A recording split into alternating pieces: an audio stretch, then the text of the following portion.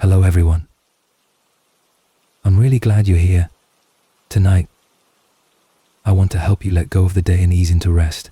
I know many of you use these videos to fall asleep, and it means a lot to be part of your nightly routine. So if you haven't already, take a moment to like the video and subscribe. It truly helps. Now, settle in, close your eyes, and let's begin. Story 1. The Mickey Mouse in Orlando. We had been planning that trip for what felt like forever. Florida, the sunshine, the escape from our gloomy Maine skies. It was our version of paradise, or at least a break from the cold. The kids had been begging us to take them to Disney World for years, and we finally decided to make it happen. We booked a full week down in Orlando, 3 days for the parks, 2 for exploring the city, and the rest just for us to unwind. As a father, there's a unique kind of peace that comes when your kids finally stop asking for something, because they're in the middle of living it. That's what I was chasing. Just a few days of quiet smiles, tan lines, and the scent of sunscreen and tropical drinks. The first few days were everything we hoped for. Sunshine, palm trees, churros, and laughter. The kids were enchanted with every corner of the Magic Kingdom, and even I couldn't help but feel the tug of nostalgia. But as with every trip, there were moments in between, those unscheduled pockets of time where the day slowed down and you let yourself drift. It was on one of those quiet days that we were strolling downtown Orlando, soaking in the warmth, letting the kids run just a few feet ahead. I had just finished devouring a massive Cuban sandwich and found myself sinking into a bench, feeling heavy and satisfied. My wife excused herself to find a bathroom, and I was left watching over the kids, trying to stay awake under the Florida sun. I closed my eyes for just a moment. Not to sleep, just to rest. But time slips strangely when you're not paying attention. I jolted awake a few minutes later, the cold jab of fear piercing my chest. The kids. I sprang to my feet and scanned the street. Relief washed over me as I spotted them, still nearby, standing just a few yards away. But something felt off. They were talking to someone, a man in a Mickey Mouse costume. At first I smiled. It seemed like a sweet coincidence. Mickey outside the park, maybe just a local performer trying to entertain. But as I moved closer, that smile began to fade. This Mickey didn't look right. He wasn't moving much. In fact, he stood eerily still, even as the kids danced and laughed around him. His costume looked wrong. Not just off-brand, but filthy. Torn fabric, smudged gloves, and eyes that weren't playful or cartoonish. They were black, glassy, and vacant. There was something about the way he stood, motionless in the heat, that sent a ripple of unease through me. I tried to shake it off. Maybe he was just having a rough day. Maybe he needed help. I approached, reaching into my wallet, figuring I'd hand him a 20 and be done with it. But when I extended the bill, he didn't move. Instead, the costume's head tilted slowly, mechanically, as if responding to something only it could hear. Those dead black eyes locked on me, and I felt my chest tighten. I withdrew the money, suddenly feeling foolish, then called out to the kids to come back. They whined, asked if they could play with Mickey a little longer. But Mickey didn't wave or nod or engage. He just stood there, still staring. That was the moment I knew something was very wrong. When he reached out, slowly, almost deliberately, toward my youngest, I stepped in without hesitation. My voice was firmer than usual, the kind that makes strangers turn their heads. I told him not to touch my children. He didn't reply. Not a word, not a sound, just that haunting, silent stare. I took both kids by the hand and walked away. I apologized aloud to the man, more out of habit than sincerity, then turned it into a teachable moment as we walked. I told them no one was allowed to touch them without permission, not even someone dressed like Mickey Mouse. But as we left, I glanced over my shoulder one last time. He was still watching us, unmoving. That oversized mouse head tilted slightly, as if committing our faces to memory. That night, the air conditioner in our motel room stopped working. It had been reliable all week, but chose that particular night to groan and fail. The humidity clung to everything. Our sheets, our skin, even our thoughts. I couldn't sleep. My wife was restless. The kids were blessedly snoring in the next room, unaware of the weight that sat in my chest. Sometime after midnight, I got up and made my way to the small kitchenette for a drink. The ice had mostly melted in the glass. I wandered to the window and pulled back the curtain. That's when I saw him. Across the street, under the amber glow of the highway lights, stood a figure unmistakable in shape. 2 large ears, a rounded head, oversized gloves. My breath caught in my throat. The same Mickey costume. Just standing there, not moving, facing directly toward our motel unit. I whispered something like "no way" to myself and stepped back. Somehow he had followed us. Somehow he had found where we were staying. I grabbed the largest kitchen knife I could find, my hands trembling. It wasn't just fear. It was something deeper, primal. I had a family to protect. I returned to the window, half expecting to see nothing, but he was gone. My eyes scanned the parking lot. That's when I saw it. The costume. Just the costume. It lay crumpled on the pavement, about 100 meters closer than before. Empty. Lifeless. Like a shake that had shed its skin. That detail chilled me more than anything else. The suit was there, but the man was not. And then the window shook violently. A loud, sickening thud snapped through the glass. I screamed before I could stop myself. My wife bolted upright. The kids began to stir. He was there, face pressed against the window, naked, smeared in dirt and sweat, eyes wide and bloodshot. He banged his head against the glass again, harder this time. I shouted for my wife to lock the door to the kids' room and call the police. She did so without hesitation, voice shaking. I stood frozen, knife raised, heart pounding. He didn't speak. He didn't blink. He just kept slamming his body against the window and then against the door, trying to force his way inside. I shouted again. The cops were on their way. That seemed to register. He stopped. The air became still. When I dared look again, he was gone. The costume too. The parking lot was empty. Police arrived minutes later.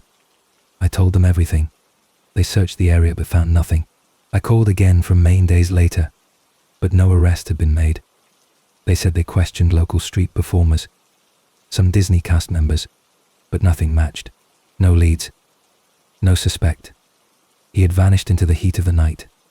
Sometimes I lie awake, still hearing that bang, that sickening, dull thud.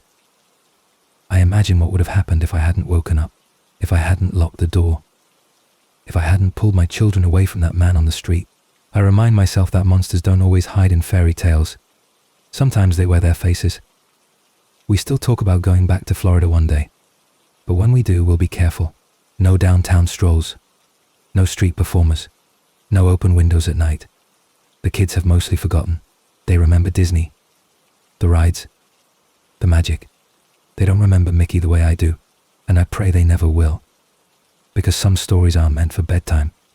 Some stories live in the silence between laughter, in the dark beyond the fairy lights, and they stay with you long after the vacation ends. Story 2, Celebration, Florida. There's a place in Central Florida called Celebration, and on the surface, it seems like the kind of dream that Walt Disney himself might have imagined into being. Pastel-colored houses, manicured lawns, white picket fences, and seasonal decorations that change like clockwork with every passing holiday. It was supposed to be more than a neighborhood. It was meant to be the physical manifestation of nostalgia, of safety, of perfection. Created in the 1990s as a planned community by the Disney Development Company, Celebration offered its residents not only homes but the promise of a lifestyle, a life untouched by disorder, chaos, or decay. But perfection has a price, and beneath the painted walls and synthetic smiles, something unsettling began to stir. The streets of Celebration were designed to be walkable and idyllic. The trees were adorned with hidden speakers that played the songs of imaginary birds. Leaves were shipped in from northern states to give the illusion of a crisp fall season, and fake snow coated the rooftops during winter to ensure a postcard Christmas. Residents were expected to follow an exacting rulebook that dictated everything from acceptable garden plants to curtain colors. Uniformity wasn't just encouraged, it was required. And for a time, people bought into the fantasy. Over 10,000 families applied for just 500 homes when the community opened. lured by the idea of living in a place where nothing bad could ever happen. But reality, as always, has a way of seeping in. Celebration quickly earned the nickname The Bubble, a place so insulated from the rest of the world that it barely felt real. And as with all bubbles, cracks began to form. There were complaints of badly constructed homes, of absurd restrictions enforced with near-military precision, and of an underlying pressure to smile, to comply, to pretend. Longtime residents spoke of the town like it was a stage play, every home a set, every conversation a performance. What was meant to be a utopia began to feel like a painted-over nightmare, and eventually the perfect illusion began to unravel. By the early 2000s, Celebration had made national headlines, not for its charm, but for the darkness that was beginning to slip through its polished facade. There were rumors of strange occurrences, whispered stories of surveillance, controlling homeowners' associations, and the eerie sense that you were always being watched. And then came the tragedies. The first was an armed home invasion in 1998. It shook the residents deeply, not just because of the violence, but because it had occurred in a place that was supposedly untouched by the outside world, a place where bad things weren't supposed to happen. Then, in November 2010, a 58-year-old man named Matteo Givandito was found murdered in his home, strangled with a shoelace and hacked apart with a fire axe. The suspect, a homeless man named David Murillo, claimed that Matteo had tried to assault him, but what followed were chilling revelations. Former students began to speak out. Matteo, once a beloved teacher, had allegedly molested multiple children, grooming them with gifts and promises, even inviting them on overseas trips under the guise of mentorship. Celebration's clean-cut image was shattered. A predator had lived among them, hidden in plain sight, and the illusion of safety was never fully repaired. Only days after Matteo's murder, his neighbor, Craig Fustola, barricaded himself in his home and opened fire on police who had come to question him. After a tense standoff, he took his own life. The community was stunned. 2 deaths in 1 week. 2 shadows cast long over streets once lined with cheerful banners and Mickey Mouse decals. People began to whisper of Celebration's curse, of something festering beneath its flawless exterior. It no longer felt like a town. It felt like a stage set too long left under hot lights, starting to wilt and melt at the edges. There was also the matter of the so-called Death Pond, a deceptively serene body of water near the outskirts of Celebration, surrounded by brush and overlooked by warning signs, added far too late. More than one car had gone off the road and sunk into those dark waters, where alligators waited. In one case, the bodies of 3 missing young men were found inside a vehicle at the bottom of the pond, nearly a year after they disappeared. In another, a toddler was dragged into the water and killed. The town's artificial beauty did little to mask the primal dangers that lingered just beyond the neatly trimmed hedges. And then there were the quieter stories, whispers of a growing culture of detachment, of marriages falling apart, of secret arrangements behind closed doors. Locals referred to it as the Celebration separation. Some claimed that the town attracted people looking to start over, to rewrite their lives in pastel tones. But in reality, many arrived broken and left worse than before. One man described it as the most incestuous community he'd ever seen, not in the literal sense, but in how tightly wound the relationships became, how claustrophobic the social fabric was. Everyone knew everyone's business, and if you stepped out of line, you didn't get warned. You got exiled. Disney eventually sold Celebration to a private firm in 2004. But by then the damage was done. No amount of rebranding or cheerful brochures could erase the stains of its past. Some residents remained deeply loyal, defending their town in online forums, insisting it's still a wonderful place to live. But even their testimonials feel hollow, almost scripted, like lines rehearsed from a corporate commercial. Where else can you watch fireworks every night? One resident asked. But the question lingers, what price are you paying for the view? And who's really pulling the strings behind the curtain? Today, Celebration remains a paradox, a community built on the promise of perfection, haunted by the weight of reality. It is beautiful, yes, but it is also eerie in its uniformity. The houses are still pastel, the trees still sing, and the fountains still run clear.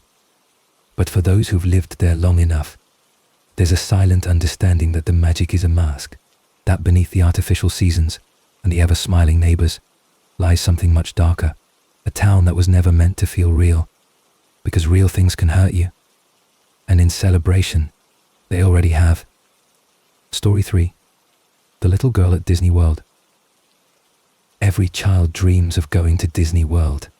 And for me, growing up in the UK, the idea of traveling all the way to Florida to visit Disney felt like something only the luckiest children got to do.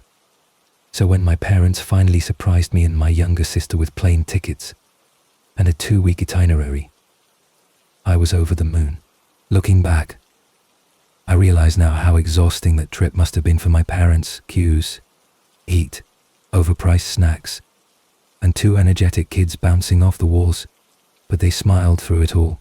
They knew what it meant to us. They knew it was a memory we'd carry for a lifetime. But none of us could have known how one moment, just one brief encounter, would change everything we believed about safety, trust, and the illusion of innocence. It was the 3rd and final day of our Disney park hopping adventures. We'd already conquered the Magic Kingdom and Epcot, and now it was time for Animal Kingdom, my favorite. I was obsessed with animals and nature as a child, so this park was the crown jewel of the entire trip for me. The safari rides, the faux jungles, the animatronic dinosaurs. It was magic. I remember getting off the shuttle bus that morning and spotting another family, a man with a young girl about my age. What stood out to me, even then, was how utterly miserable the little girl looked. While every other child was bouncing with excitement, she looked exhausted and withdrawn. I noticed her more than once throughout the day, always with the same man, always silent and subdued. At first I just assumed she wasn't feeling well, but something about it stuck with me. As the day wore on, we passed by the pair several times, once during lunch, once while waiting in line for a ride, and again while exiting the souvenir shop. Each time, the girl looked just as unhappy, and each time, the man with her seemed oddly tense, not angry, not visibly hostile, just controlled. I didn't mention it to my parents right away. I didn't want to get in trouble for staring or being nosy, but eventually even my mum and dad noticed. We were walking behind them along a path lined with trees and animal statues when my mum leaned over and whispered, "That little girl doesn't look right, does she?" My dad nodded but said nothing. Still we kept walking, kept smiling, kept pretending everything was fine. After all, it was Disney. Bad things didn't happen here, right? That's when everything shifted. The little girl suddenly stopped in her tracks, tugged at the man's hand, and began crying loudly. "I want my mommy. Where's my daddy?" She sobbed, her voice raw and high-pitched. The man bent down and whispered something we couldn't hear, but the way he gripped her arm made my father slow his pace. Other people started to notice too. Parents paused. Some kids stared. The girl kept crying, kept saying she wanted her real dad. That word "real" rang in my ears like a bell. There was an unease building in the crowd. It was like watching a play where something had gone horribly off script. One man stepped forward and asked the stranger if everything was all right. He smiled and waved it off. "Just a tantrum," he said, tight-lipped. "She's tired." You know how kids are. But we all knew.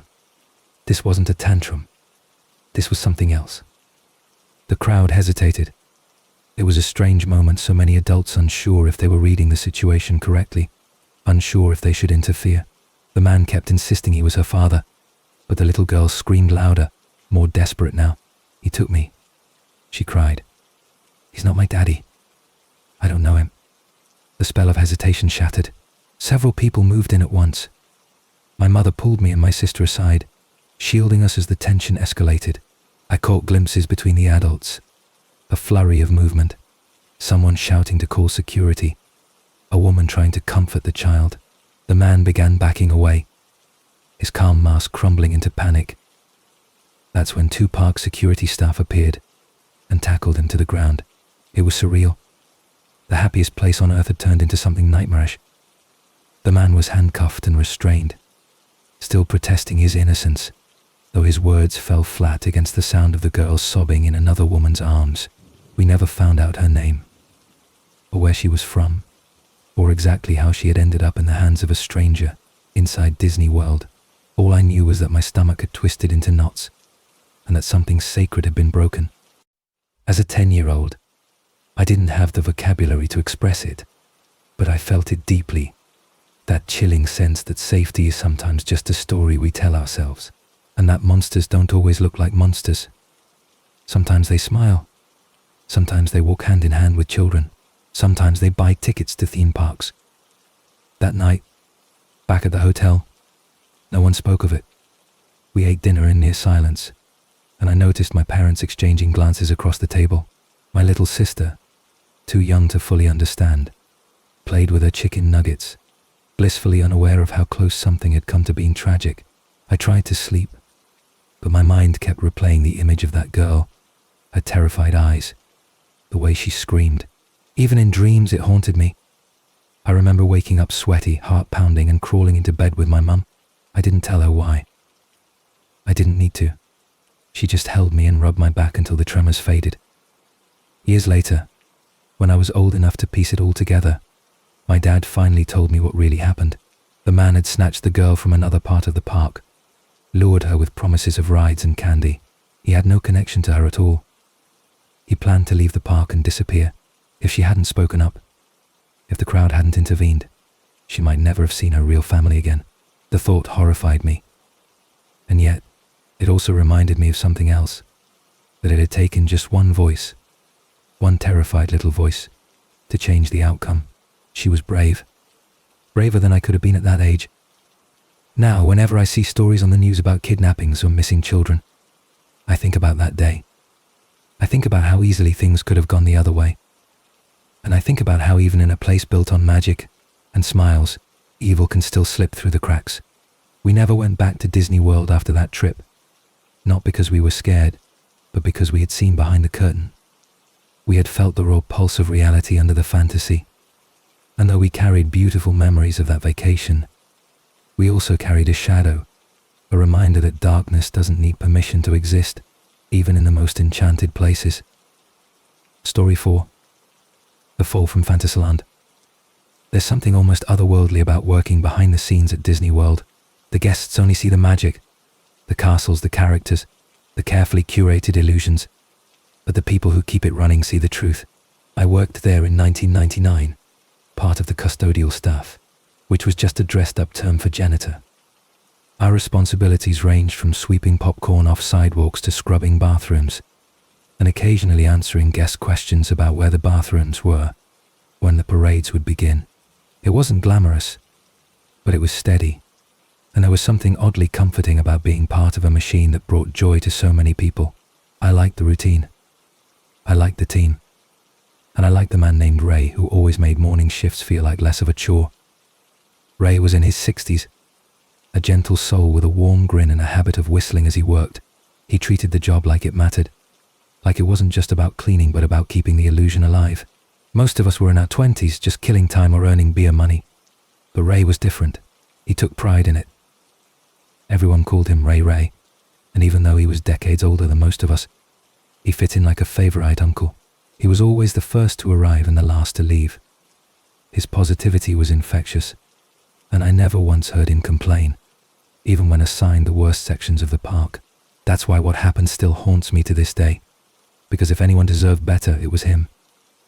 It was a quiet Sunday morning in February, one of those rare days in Florida, when the air was crisp but the sky was clear. The park hadn't opened yet, and the crew was scattered around preparing for the wave of visitors that would soon flood in. I was headed toward Tomorrowland to start my section when I glanced up and saw Ray on the Skyway platform in Fantasyland, broom in hand, casually sweeping and whistling as usual. I called up to him, "Morning, Ray Ray." He gave me a cheerful wave and went back to work. That was the last time I'd see him standing. Just minutes later, everything unraveled in a way that still makes my stomach turn when I remember it. As I made my way down the path, I heard the low hum of the Skyway cables coming to life. It wasn't unusual. The gondolas needed testing before the park opened, but something didn't feel right. A second later, it hit me like a brick. Ray was still on the platform. No one was supposed to be up there when the system was activated. I stopped walking, heart starting to pound, and turned back. I could see the gondolas gliding smooth along the cable toward Ray, who had his back turned, still sweeping. I shouted his name, panic bubbling in my throat, but I wasn't close enough. Fast, hoping to get there in time, hoping someone else noticed, but the platform was high, and the gondolas were quick. Ray turned just in time to see the gondola approaching. His face, usually calm and kind, twisted into panic. He tried to move, to get clear, but the cable car caught him at the side. It didn't knock him down immediately. Instead, he grabbed onto it, clinging desperately, trying to pull himself inside. But Ray wasn't a young man, and the momentum was unforgiving. I watched, horrified, as he dangled from the edge of the gondola, his legs swinging wildly. He was nearly 60 feet above the ground, with nothing below him but walkways and flower beds. I screamed for him to hang on, but the wind swallowed my voice. Then, just for a moment, he looked down. I'll never forget that expression: fear, disbelief, and a kind of tragic resignation. He was calculating, deciding whether he could survive the fall. He must have seen the flower beds below and made a split-second decision. He let go. I watched Ray drop, weightless for a second that stretched into eternity, then crash into the bed of marigolds and soil. I sprinted to him, breathless, heart racing. He was conscious, barely, his body twisted unnaturally, blood at the corners of his mouth. He tried to speak, but only managed a gurgling wheeze. I held his hand until help arrived. The ambulance came fast, but not fast enough. He died later that day at the hospital from internal bleeding and lung trauma. Everyone on the team was shattered. It wasn't just the loss, it was the senselessness of it.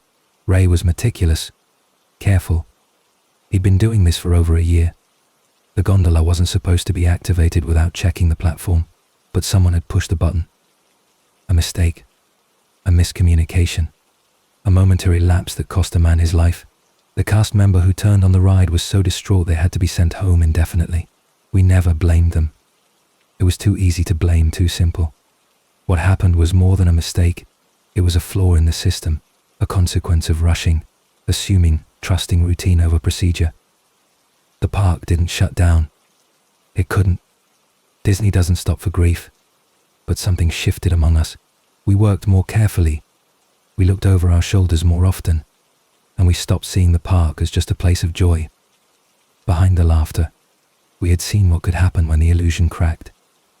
Ray's memorial was modest, a framed photo backstage, flowers from the crew, a plaque on the wall, but his absence was louder than anything. No more whistling in the mornings, no more cheerful greetings, just the silence he left behind. Ray's death was the first in park cast member fatality in over a decade, and it reminded all of us that magic is built by humans, humans who can forget, who can make errors, who bleed and break. I still dream about that morning sometimes, the sound of the gondola, the thud of his landing, the way everything slowed down as I ran. Time doesn't heal every wound. Some you carry, quietly, forever. The happiest place on earth holds many memories, but some are too heavy to smile through. Some stories linger in the quiet corners of Fantasyland, in the spaces between rides and parades, where real people once stood before the music drowned them out.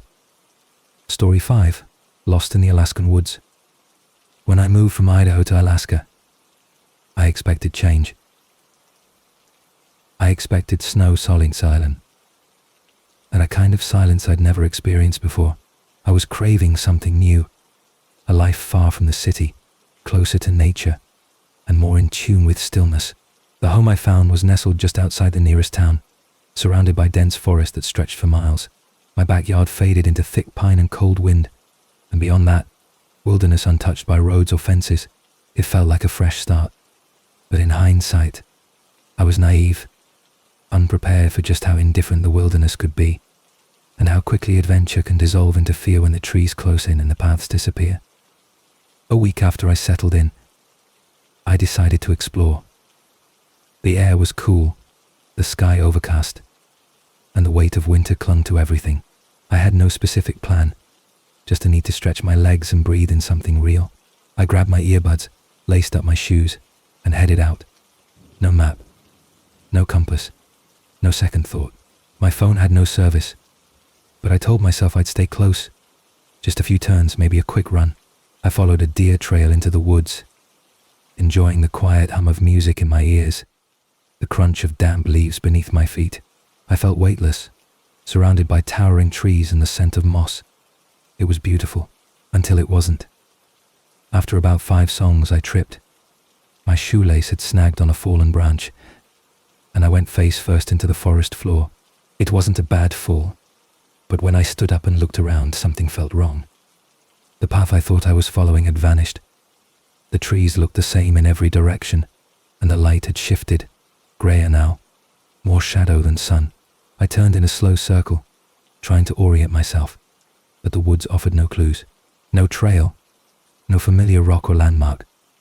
I was alone. A strange, cold dread began to rise in my chest. I picked a direction at random and started walking, trying to convince myself that panic wouldn't help, but each step just deepened the silence. 10 minutes passed, then 20. I still hadn't found my way back. I told myself to stay calm, to think logically, to listen for cars or voices, but all I could hear was my breath, the birds, and my own heartbeat too loud in my ears. I slowed down, hoping to find a break in the trees, a slope, anything. And that's when I saw it, a backpack. It lay at the bottom of a small hill, damp from recent rain, partially hidden under leaves and moss. Something about it froze me in place. It hadn't been there long, but long enough to look forgotten.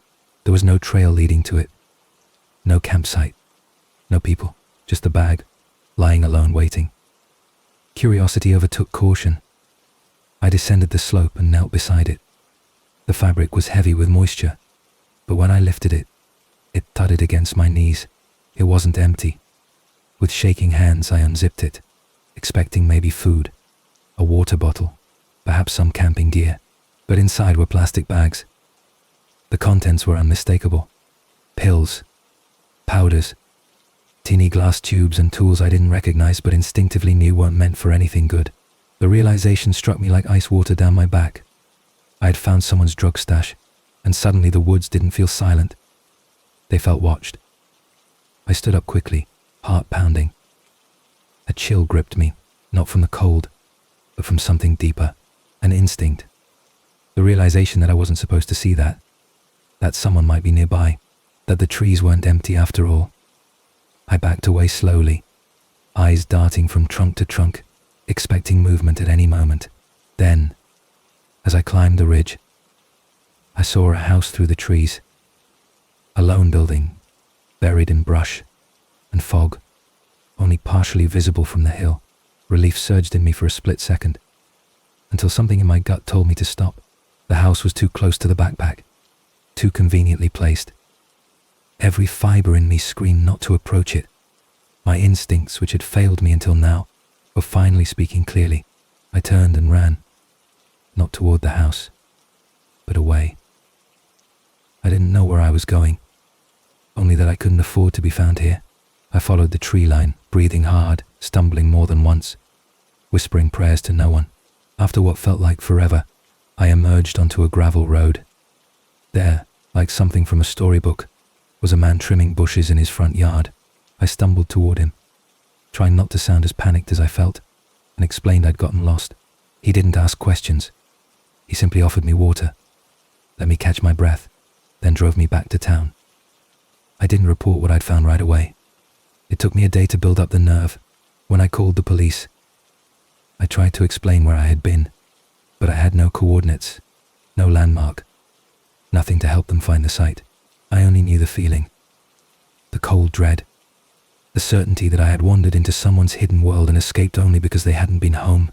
I drove around after that, hoping to recognize the house, but I never did. Maybe I had run farther than I thought. Maybe the house was deeper in the forest than it had seemed. Or maybe, just maybe, it was watching me all along and vanished as soon as I left. I still live in Alaska, still surrounded by trees and silence, but I no longer wander without purpose. I no longer listen to music when I run, and I always let someone know where I'm going. The wilderness is vast and beautiful, but it is also unknowable, Things hide in it. People, secrets, stories that never make the news. And sometimes you stumble onto them when you least expect it. When that happens, listen to the quiet voice in your gut. It may be the only thing that gets you home. Story 6. To the girl in the front room. When I moved into that small flat during my second year of university, I was just looking for a bit of independence. It wasn't much, just a modest ground floor unit with one window that faced the street. But it was mine. The bedroom window didn't face outside, due to building regulations, but instead opened into the living room, which added a strange sense of distance from the world. The flat felt like a quiet little cave, removed from the chaos of university life. Most nights I'd visit my friends, staying out until the early hours. And when I wasn't out, I'd be on Skype with my long-distance boyfriend, laughing under fairy lights, the warm glow of my screen reflecting in the window glass. I felt safe, even if I was mostly alone. But in hindsight, I wasn't alone, not really. My routine was comforting. I talked to my boyfriend late into the night, our conversations drifting from class stress to future plans, sometimes turning intimate, always with the curtains drawn. I didn't think much about my privacy. The street outside had foot traffic, sure, but nothing unusual. Every now and then someone would knock on the wrong door or stumble past on a night out, but it never felt dangerous. Until the night I noticed something strange, a flicker of motion near the curtain, right at the top where the fabric didn't quite meet the wall. It wasn't loud, just a wisp of steam, a barely there fog catching the light in a way I couldn't ignore. I stood, curious but calm, and walked to the curtain. I stepped onto my mattress and leaned toward the window, trying to see out without pulling the curtain wide. What I saw made my breath freeze. Just outside the window, almost pressed against the glass, was a man, shirtless, pale mouth visibly exhaling the trail of steam I had just seen. His posture was hunched, his expression twisted in concentration, and his exposed hand was moving rhythmically. I stumbled back, curtain falling shut, heart hammering in my chest. My mind raced with disbelief. He had been watching me, intimately, closely, and likely for longer than I cared to imagine. I fled to the living room, shaking, clutching my laptop to my chest. I called my boyfriend, explained what had happened in broken whispers. He tried to calm me down, but I could hear the tension in his voice. I didn't sleep in my room that night. I curled up on the couch, all the lights on, flinching at every creak in the walls. Morning felt like safety, and when the sun finally rose, I convinced myself it had been a one-time thing. Some drunk stranger, some isolated creep. I tried to forget. I tried to move on. But then came the envelope. A few days later, as I returned from lectures, I found a pale pink envelope wedged in my letterbox.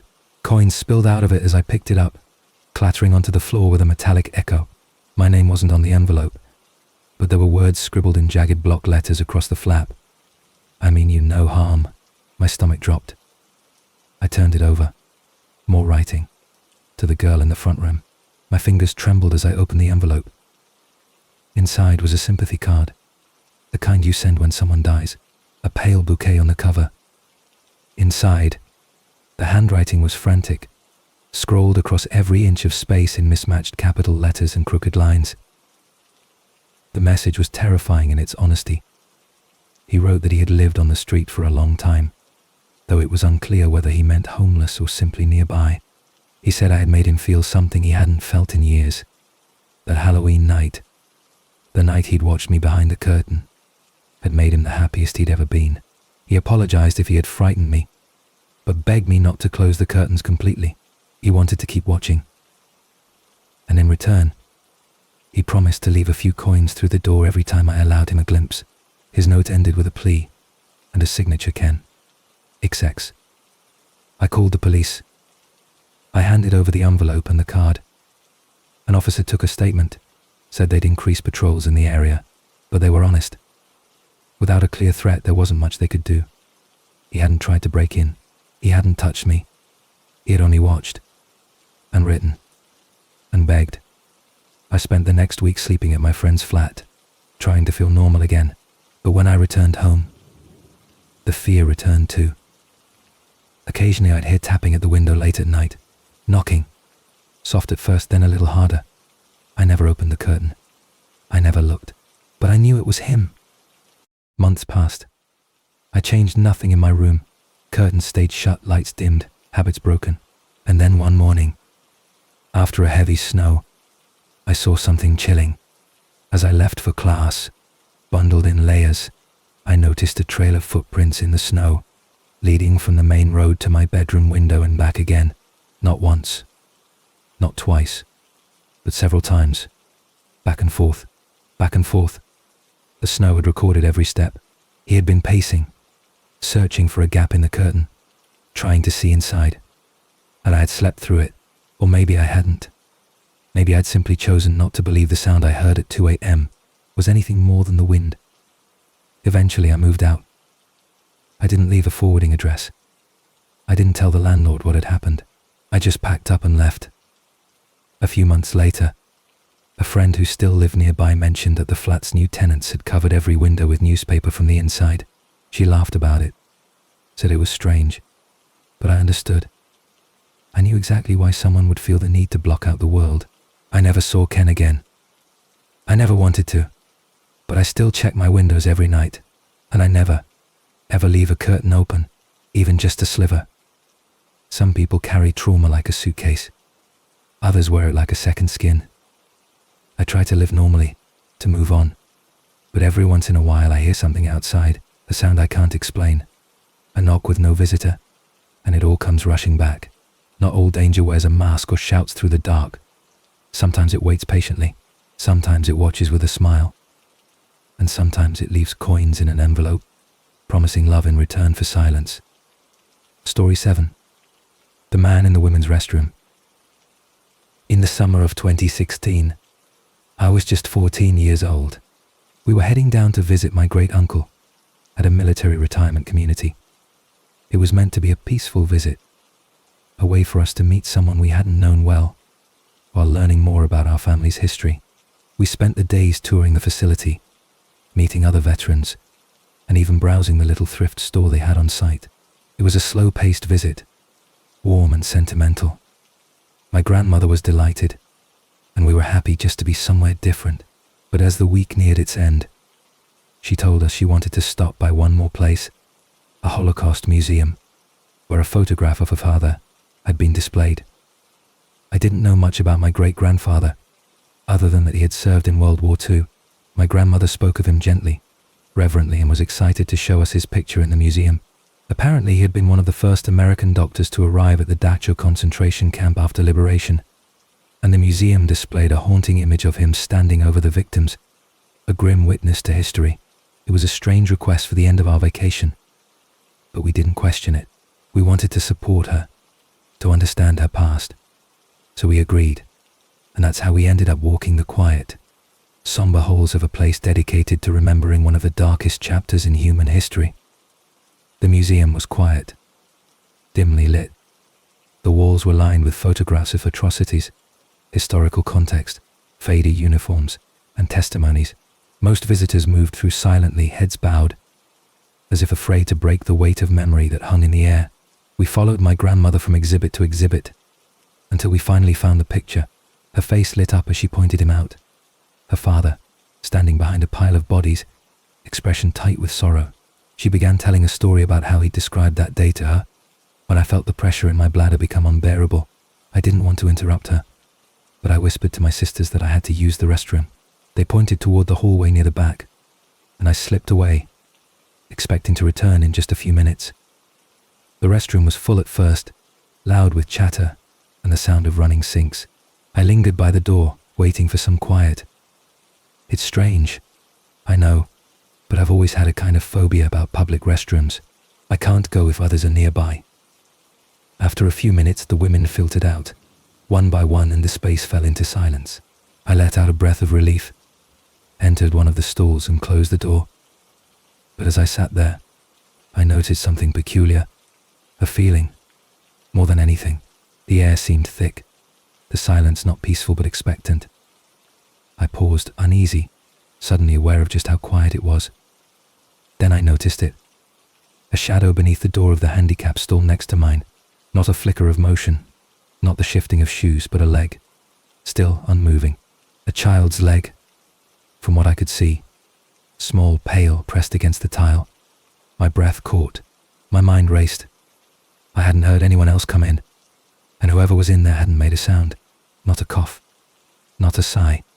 Just stillness. I stood, trembling, and peeked beneath the divider.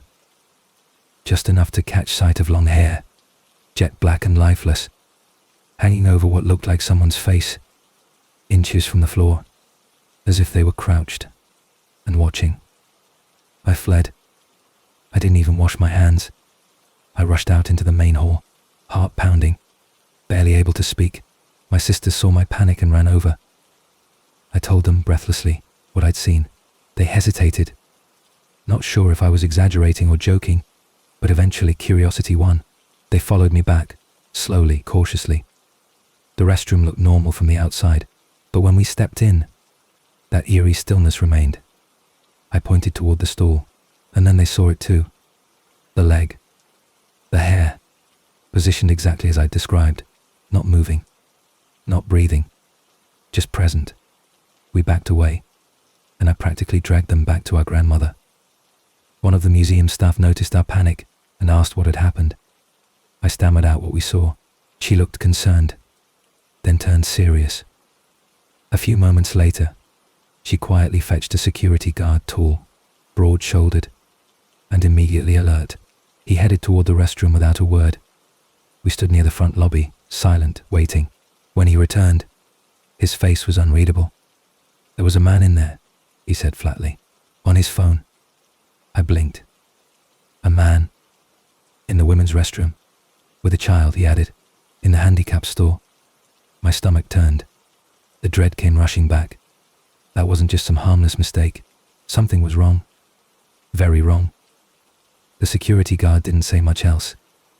He nodded to the staff, and we were quietly ushered out. I don't know what happened next. I don't know if the man was questioned, detained, or simply let go. But what still haunts me is that feeling. The way the girl never moved. The unnatural stillness. The silence that wrapped itself around us like a warning. Something had been wrong in that bathroom, and I knew it with every fiber of my being. My grandmother never asked why we left so suddenly. Maybe she didn't want to know. Maybe she did know. In a way. All I know is I've never looked at public restrooms the same again. That night, I couldn't sleep. Every time I closed my eyes, I imagined a face staring at me from beneath the bathroom stall. The long hair. The leg. The unbearable stillness. Was she scared? Was she hiding? Or was it something worse? Something darker? I'll never know. And maybe that's for the best. Sometimes the unknown is safer than the truth. All I can do now is remember, and be cautious, and trust that if something feels wrong, it probably is. Because even in places built to preserve memory, there are moments that become memories of their own, and some of them never fade. Story 8. The boy at the end of the hallway. It was my first year working as an overnight janitor for a local elementary school. I had just turned 21 and was in desperate need of a stable job that wouldn't clash with my college classes during the day. The pay was modest, the hours quiet, and the solitude oddly comforting. There were rows of fluorescent lights that buzzed faintly above, and as I moved my cart from classroom to classroom, that hum became like a lullaby, something that kept me company in the stillness. I wasn't afraid of working nights, but I also wasn't prepared for what would come to feel like a haunting. The first few weeks passed uneventfully. I'd sweep classrooms, empty trash bins, mop the floors, and occasionally chat with a security guard who made his rounds once an hour. Sometimes I'd listen to music, sometimes podcasts, but mostly I just enjoyed the peace. That peace was shattered one night around 2 a.m. when I was cleaning the third grade hallway. I was gathering up the recycling bins when I saw movement out of the corner of my eye.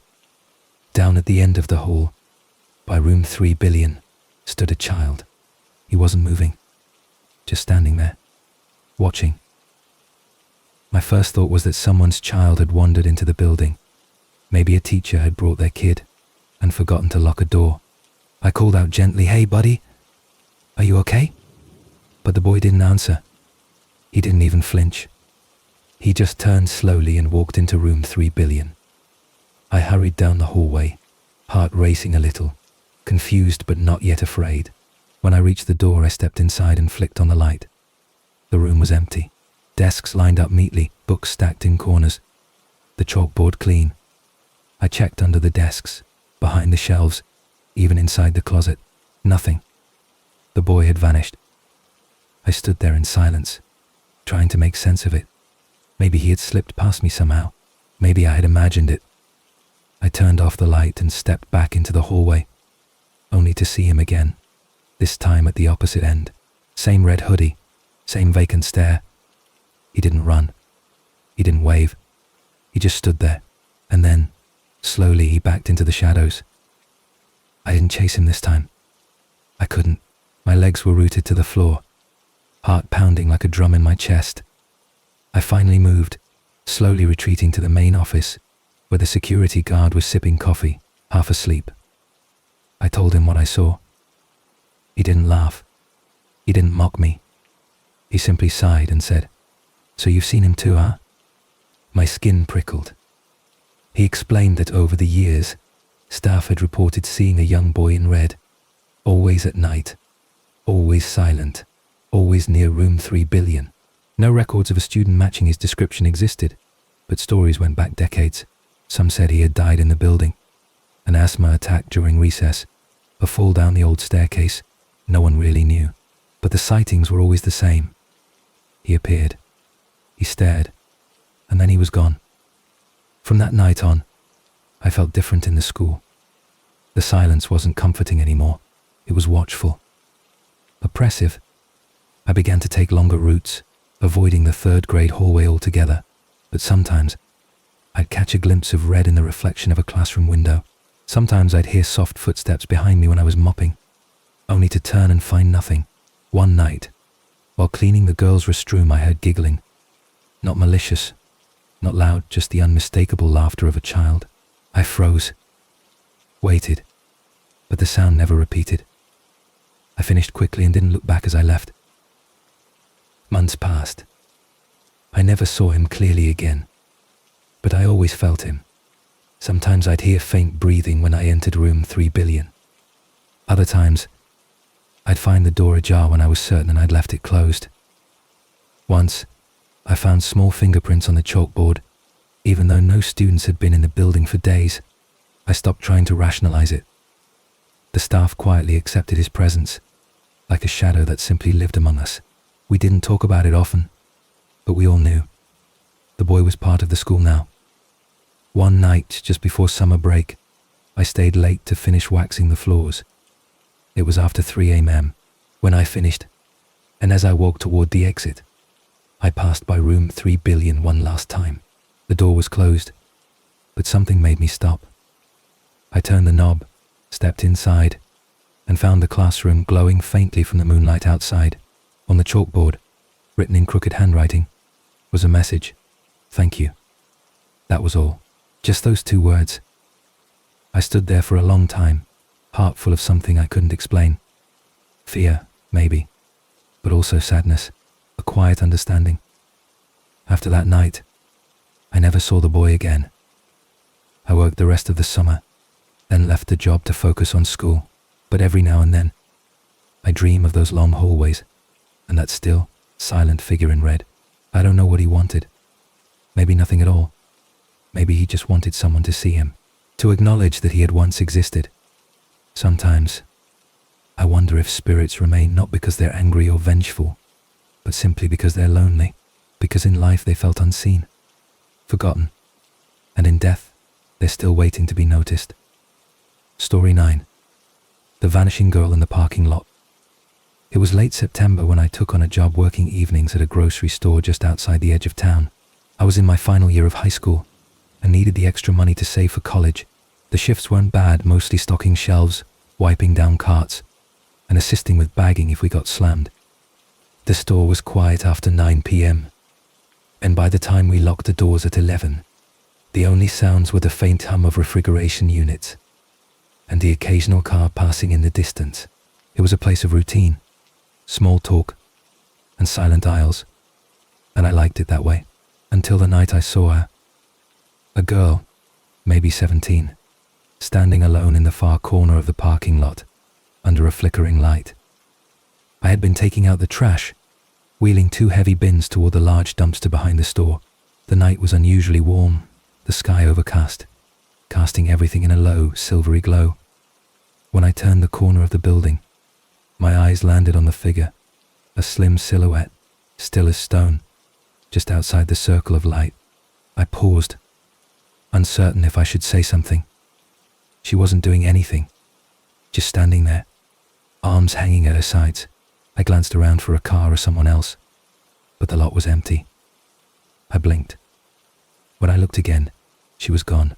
No footsteps, no movement, just empty pavement where she had stood seconds before. I hurried back inside, heart thudding a little harder than usual, but I didn't say anything to my co-workers. What was there to say? Maybe it had been a trick of the light. Maybe I'd imagined her. But I couldn't shake the image. Her face was pale, eyes wide, and there was something haunting about the way she hadn't moved, hadn't acknowledged me at all. That night, I dreamt of the parking lot. In the dream, the girl stood beneath the same flickering light, staring upward, mouth slightly open as if waiting for something only she could hear. When I approached her, I'd wake up. The dreams didn't stop. For 3 nights in a row, I saw her again and again, always in the same place, always with that expression, lost, searching. On the 4th night, I stayed late, volunteering to help with the closing duties just to see if she'd appear. Around 11:15, I went outside again, pretending to take out trash that didn't need moving. And there she was, standing under the same lamp, her dark hair motionless in the breeze. This time I stepped toward her, slow, cautious, the gravel crunching beneath my feet. I raised a hand. "Hey, are you okay?" I called. But as before, she didn't move, didn't flinch. I blinked, and again, she was gone. I mentioned it to my manager the next day, half expecting a laugh or an eye roll, but instead he stiffened. Quietly, he asked what the girl looked like. When I described her, his eyes narrowed, and he said, "You're not the first to see her." He lowered his voice and told me that years ago, a teenage girl had been struck and killed in that very lot, crossing to her car late at night. No one saw the accident, but security footage showed her standing beneath the same flickering light moments before. The car that hit her was never found. It became a local legend, something employees occasionally whispered about on slow nights.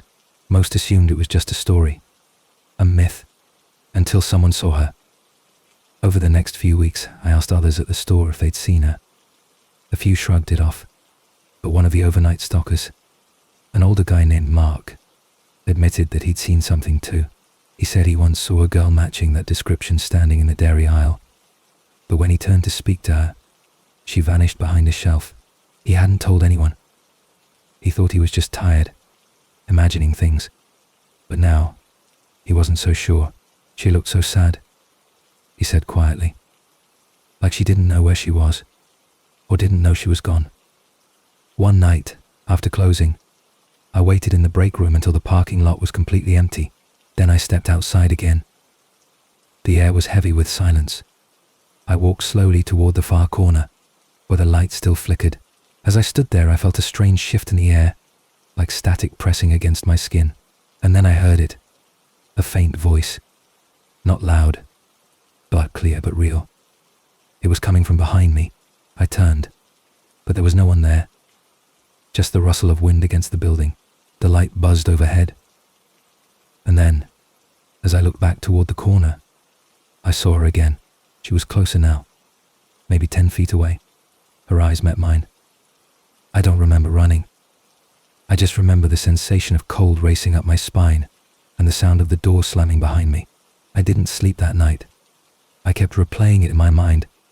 Those eyes, full of something not quite human, but not empty either. The next day, I told my manager I didn't want to work closing shifts anymore.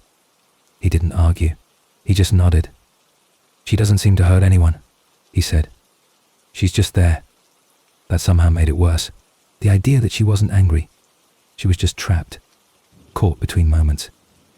Years have passed since then, but I still think about her, the girl under the flickering light.